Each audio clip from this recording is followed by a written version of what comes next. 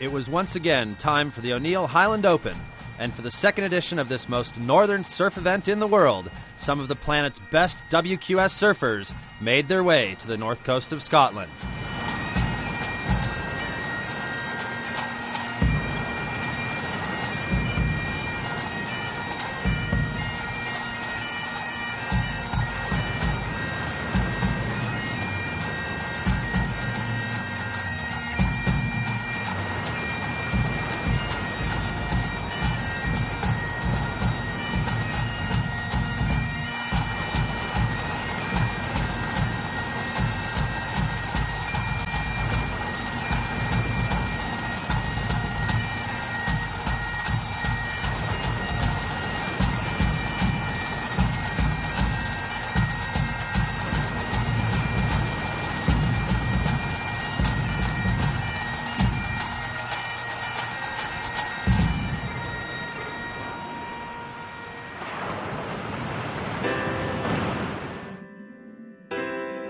It's a tough event. It's a frontier. It is a surfing frontier. And I think as much as talent will win this event, an athlete is also going to win this event.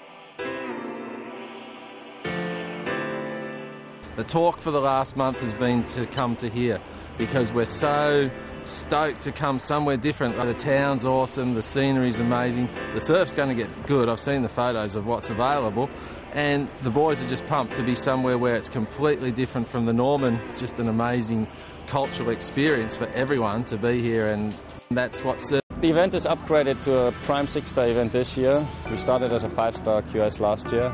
ASB that just recognized, okay, this is a prime location at a prime time or prime swell time, so this deserves to be recognized as one of the top events.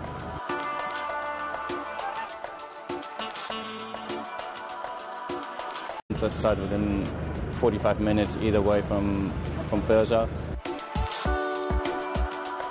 O'Neill continue to break the boundaries and in surf innovation and surf event delivery and innovation, I think. And yeah, this event is linked to the O'Neill mission, and you're going from these conditions here where guys are wearing some serious wetsuits through to Tahiti where it'll just be board shorts and palm trees. So first and second from this event, get onto the mission.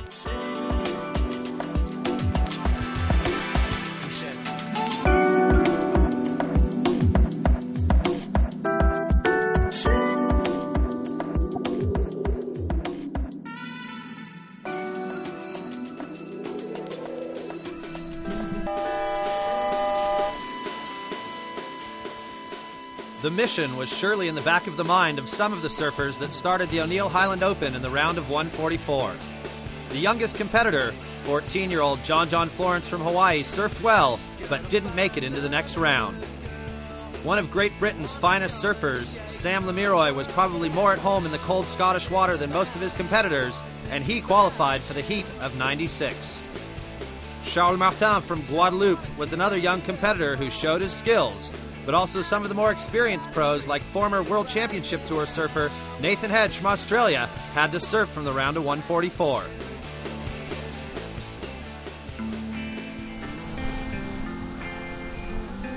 Thurso being the main choice venue, if that's like too small and it's not really good surf conditions, we come out here to the second spot venue, but yet they're still getting barrels, so Brims is an amazing place for a backup. Pumping is one of the best places in Europe for sure, and even in the world to surf.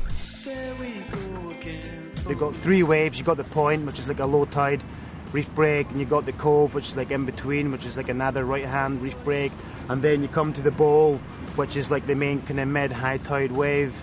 And as I say, like it's a love-hate relationship. Some days you absolutely love it, and some days you can just be damning it. C'est des vagues qui sont des vagues assez courtes, assez creuses, assez puissantes, qui permettent de faire de grosses manœuvres. The big difference here is that it's cold. It's the furthest north any competition's ever been, and it's a whole different climate. And most of the guys who surf on the world tour come from warm places.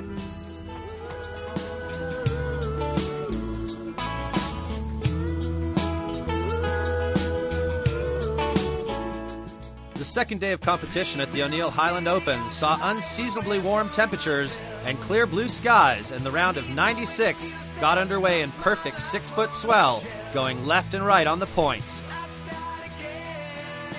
Last year's finalist, Bernardo Miranda, showed he's at home in the cold Scottish waters, ripping up the right-hander in brims with his powerful cutback attack. But also other Brazilian surfers like Leonardo Neves, O'Neill Coutinho, and Jihad Koder surfed well and qualified for the round of 48. Nathan Hedge, here in the yellow rash vest, proved that even some of the former World Championship Tour pros have to go all the way from the early rounds, as he easily qualified for the next.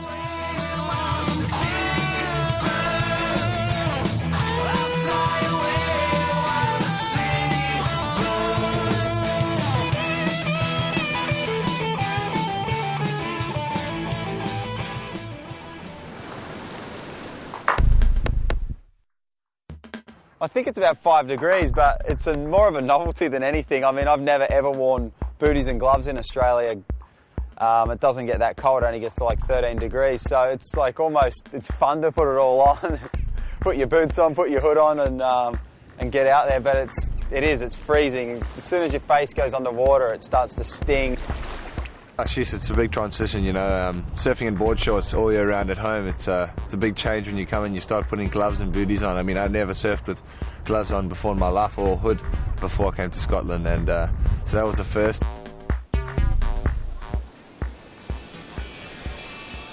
In the round of 48, it was time to get the thick wetsuits out again and brave the cold water. The competition kicked off with 5-foot swell in Brimsness, and last year's finalist Bernardo Miranda qualified for the next round, as did his compatriot O'Neill Coutinho, here also in yellow, who surfed one of the highest scoring waves of this round with this 8.0.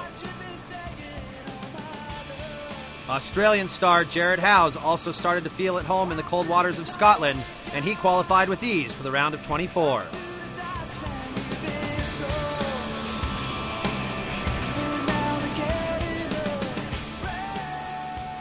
South African junior world champion Jordy Smith showed that he's arrived in the big leagues and won his heat with ease.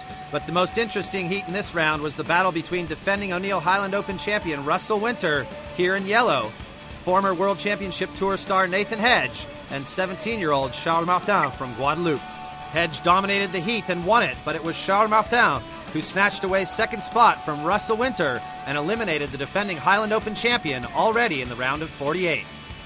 Christophe Attery from Reunion Island enjoyed both the right and left-hander in Brimsness and reached his biggest career success ever by qualifying for the round of 24 at this prime 6-star WQS event.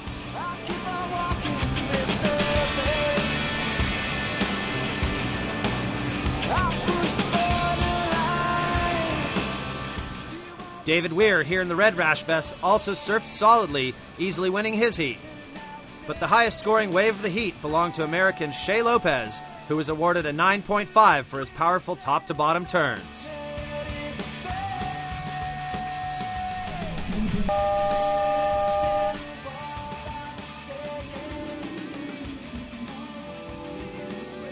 Where we are now, right at the top of Scotland, it needs specific weather systems. It needs those big low-press systems to drift across the Atlantic. They come across from the States, and you kind of need a blocking high-press system over the UK that pushes the low-press system north, which sends swell down to us. I always just think of the UK in general as just bad weather, but I guess that's probably why the people from over here are so happy, because as soon as the sun shines, it's like Christmas. All I really know about Scotland since I was a kid is the Loch Ness Monster. I'd have loved to have seen that lake. You can tell it's a country that has a lot of history, and it's really beautiful here. The round of 24 continued